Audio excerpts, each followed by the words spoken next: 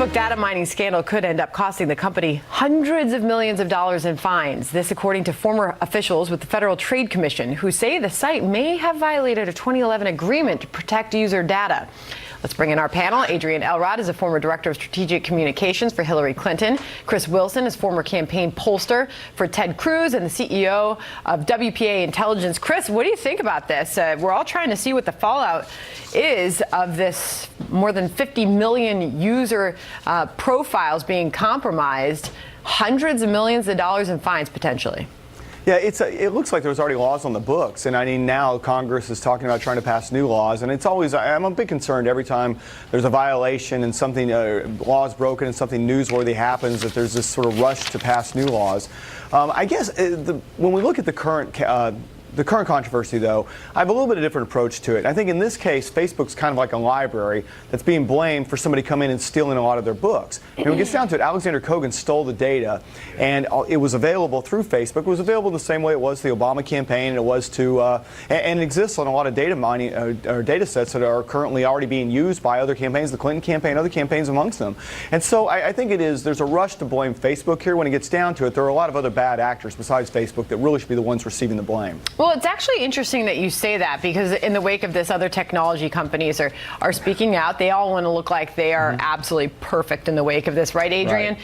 And yeah. Tim Cook weighed in, and he had this to say. Listen.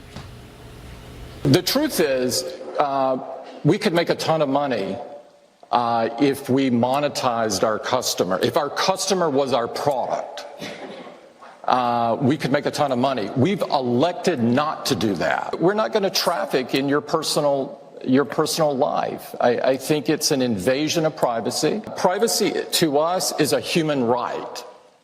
It's a civil liberty. The Apple CEO really a slam on Zuckerberg there, huh, Adrian? Yeah, which is interesting because you don't see a lot of, I guess sort of, back and forth arguing like that in between two major CEOs of two major Silicon Valley companies.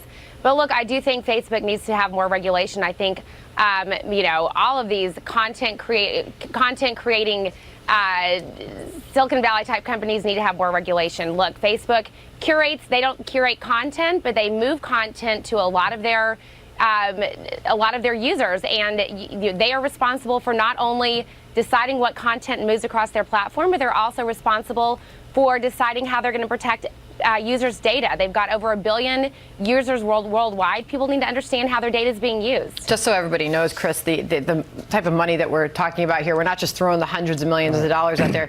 The agency, the FTC, could fine Facebook up to $40,000 per violation per day, which, as we all know, with 50 million users involved, that could quickly add up to millions. They're ruling out the B word, billions of dollars here. But it's no wonder the stock has taken such a drastic hit. We were just looking, it's up 3% today, and I guess it had to go up eventually one day, but it has really taken a hit on this. It has. Tim Cook's got a convenient memory. It wasn't that long ago that Apple was in trouble for tracking users' locations without obtaining permission or letting people know. I mean, really, for Cook to make these comparisons, Apple is a company that makes products and sells products. It's a little bit easier to understand. Facebook's business model is different.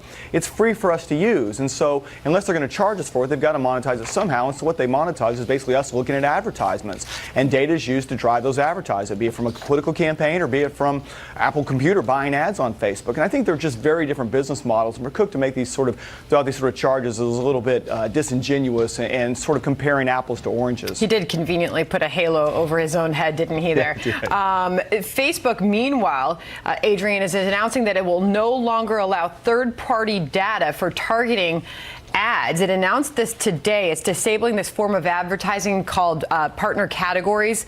It allowed prominent third-party data aggregators like Experian and Axiom to purchasing activity to inform ad targeting, something we experience every single day if you hop onto a Facebook platform, right? Yep. Look, absolutely. This is a step for social media sites, whether it be Facebook, whether it be Snapchat, whether it be Twitter, Instagram.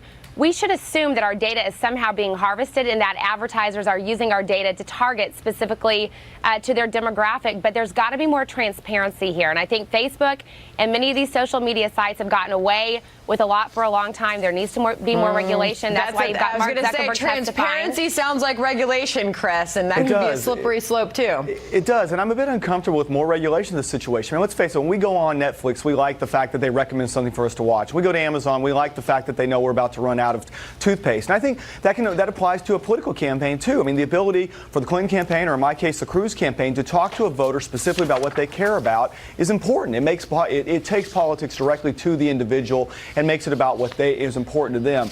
And I think that just the overreaction to this and taking away our ability to do that is frankly a disservice to the users, because it makes political campaigns, or it makes even the ability to receive advertising more personal to who you are. And I hate to see just kind of an overreaction to something that, again, this wasn't Facebook's fault. This is someone who stole their data and sold it. And that's a really big difference in terms of an understanding of the problem. We will see just whose fault it is shortly as we see all this play out.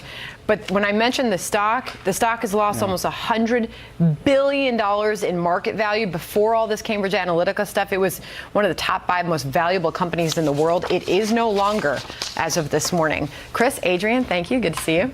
Thank you. You too. I guess you could argue that whoever bought the information, if they signed the agreement that they were going to delete it, then it would be their responsibility to delete it. However, if you're the party that sells them the information, isn't it your job to make sure that the contract is fulfilled? I think you're confirming the FTC has a lot of work to do. I see. Yes. We're all affected by this.